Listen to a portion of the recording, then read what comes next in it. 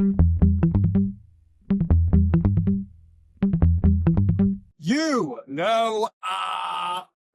to the podcast on the covers the origin story. This is one of the biggest themes in reality TV, sports, entrepreneurship, and so much more.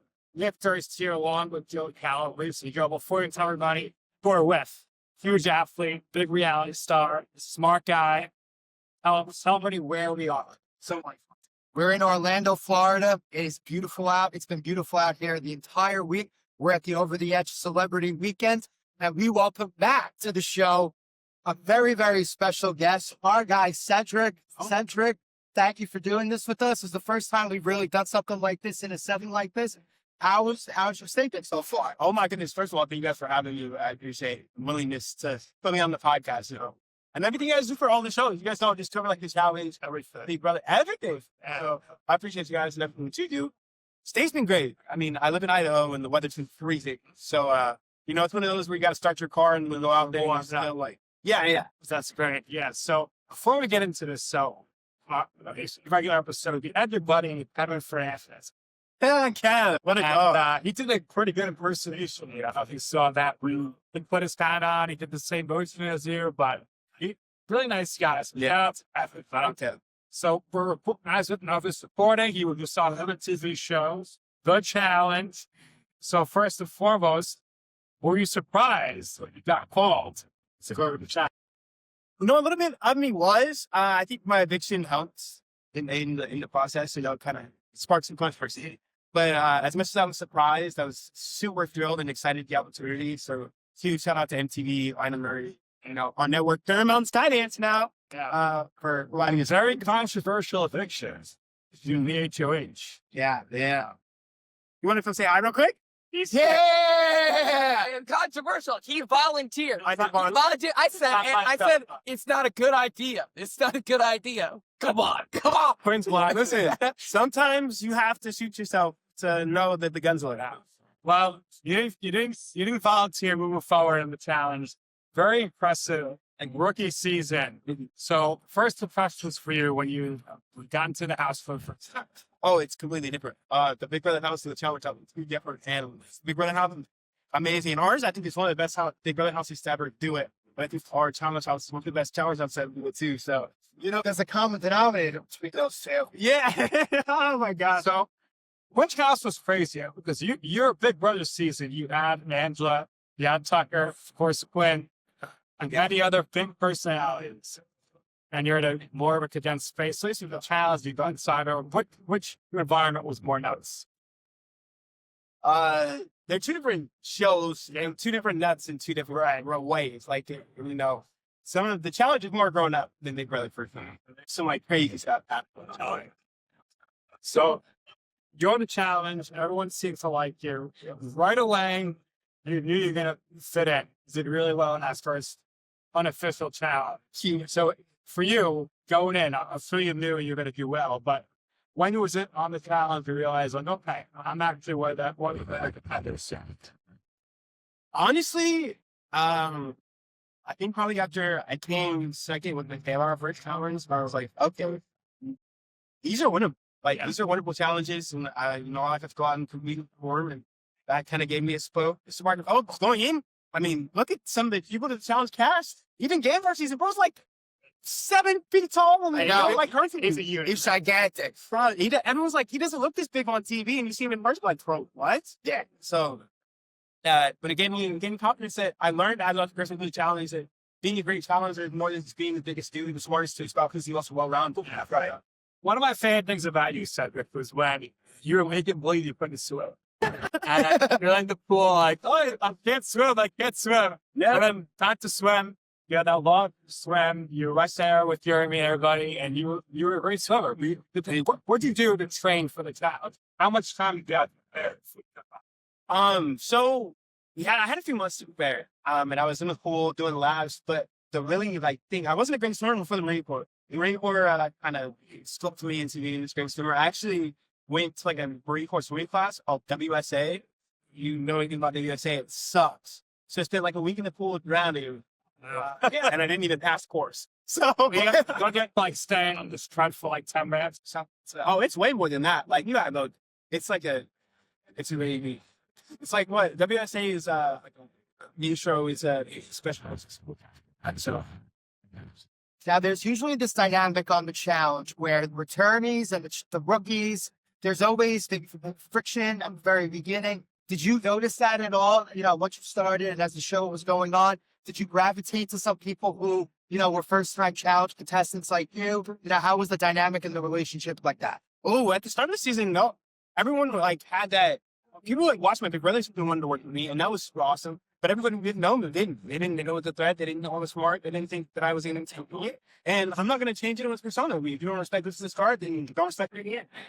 Like, oh, fair enough. So, dominating by the season, without some controversy being for some reason. I don't know why. I thought you and McPhail played it very well because if I was in your shoes, I know why you wouldn't want to get the best players out before the final. Right.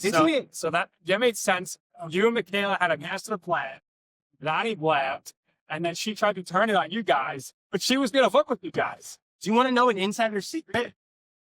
Craziest thing about this whole entire thing, right? Craziest part about all this is Nani was going to vote with Eve anyway. So, right? So, Michaela and I just became a scapegoat. I'm saying it again, no one's going to question it. It's like, Michaela and I just became a scapegoat for no reason. And everyone's like, oh my gosh, they're so snaky. Get them out of here. And then they were yelling at me for something. Smart. That's what Thank you so much. And they were yelling at me like, oh my gosh, how could you not tell Will? I'm like, I told Will. I just didn't tell y'all that I told Will.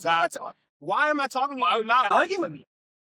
You know what's some interesting, Joe, is we know Cedric very well spoken.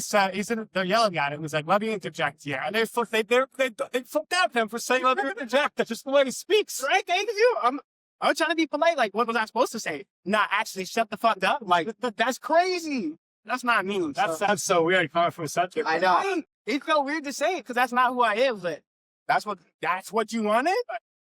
So, talk to us about the final. Was it the real deal? Did you expect it to be as tough as it was? And how did it feel on your body? Those 2 days. I'm not gonna lie. Going into it, I was like, this is more than some things I've ever do in my life. And as I was executing it, it was one of the toughest things that I've ever done in my life. If not the toughest thing I've ever done in my life. Marine Corps definitely gave me some cushion. Yeah. Because you might go to school Marine Corps episode. So that was like a nice little crossover, but it was ridiculous. Sorry. It was like one of those things, like, when you cramp up, normally you're like, oh, I can stop. Like, you just have to walk through them. But like, I cramped up. I just got to keep walking and it'll go away eventually. And the second day was brutal. Day one was hard and really hard. Day 2 was absolutely brutal. It was just the weather, the cold. It was like every step you took, you slid 5 feet. So you had to take 2 more to get back where you just stepped on.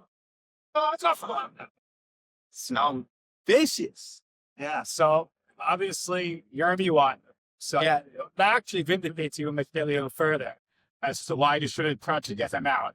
Bro, the only reason, right, I tell people this, I've seen a tweet about this. The only reason you have to take people who are better than you to the final, right? There's 3 reasons. One, you're working with them, they're in your alliance, like, you really trust them. Wait, because everyone's like, Yeremi's in your alliance. Okay, wait a minute, hold up. If Yeremi was in my alliance, how come I didn't know about Target in a day? If Yeremi was in my alliance, how come him with Sydney were switching conversation every time I into the room? If Yeremi was telling me that I'm his number 1, I know the whole time it's Sydney, how is he in my alliance? You know what I mean? If he's playing me, I'm not gonna go to him. That's what I think what that problem with deciding to tell Yeremi that, hey, I see you playing me. That's a stupid move. Why would I tell him that hey, I see that you're playing me, so it's now we're enemies? Like, what? I'm just gonna play you like you've been playing me. And that's my biggest thing. If I am blessed enough to do any challenges, you'll never have to worry about me. You'll never have to question my loyalty as long as you're loyal to me. And that's my mindset. I've been watching a lot of UFC. Old UFC. They like, that's by Forte, Yeah. by Lane. Or your lane, right? So Love it. I'm really like fascinated right now with Nick and Nate Diaz. Yes. Animals. Because they're the same way. Like, I want to play when I go through. You don't have to worry about me. Like, well, Lottie tell me in. I got you. Like, I'll sell her hot water for you. But you want to start to get to playing, then it's over. Everything's over. Well, everything's off the table, and now I'm going to make you look stupid. I know you and Michaela don't make any excuses. I felt that Michaela wasn't her. You guys feel that way? I should tell Michaela this the other day. I was like, Michaela, you didn't. I think that I'm for one side. I mean, and you never know. Like, there was a few things I fumbled too. Like, I lost the road, so that's a 5-minute penalty to start day 2. which I will take account of. I've seen there's a lot of rope cake going on. At the end of the day, it's my job to be accountable for my gear, and I wasn't. So regardless of what happened to it, sometimes ultimately my fault. So I thought I didn't get that. Well, like you said, you're very loyal. So everyone's going to know should know where you are. But you're very loyal. So the singing or playing never come across your mind knowing that Michaela was hurt at the fight. Yeah, it came across my mind a little bit, but ultimately it was an uneducated decision that I'm sure people will counter on somebody emotionally right now. I didn't have all the logic. As much as I'm a lawyer, I'm very logical as well. I didn't have all the logic that I needed to make an educated decision, so I wasn't going to do it, right? Say I take a time in the final. For some reason, it's like, oh, we're doing 10 poses in a row, right? And my boy is turtle. I lose 10 poses. Now we're geeking the final.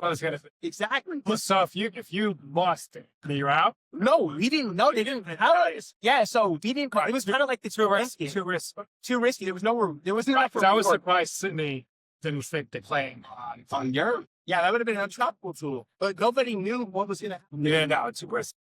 And yeah. Let's talk about our guy. He got tricked. And he ended up sipping the clan. But Gabe was a 10. Talked about it earlier, so I wanted to say that. Took up an ad, so. Hearing his desk, they were just shrunk. It's like it did. So Cedric, obviously, you came out from the challenge. Yeah. Give me some challenge, some big brother people. Give me at least some from your season. But overall, the last few years here, you think would you agree?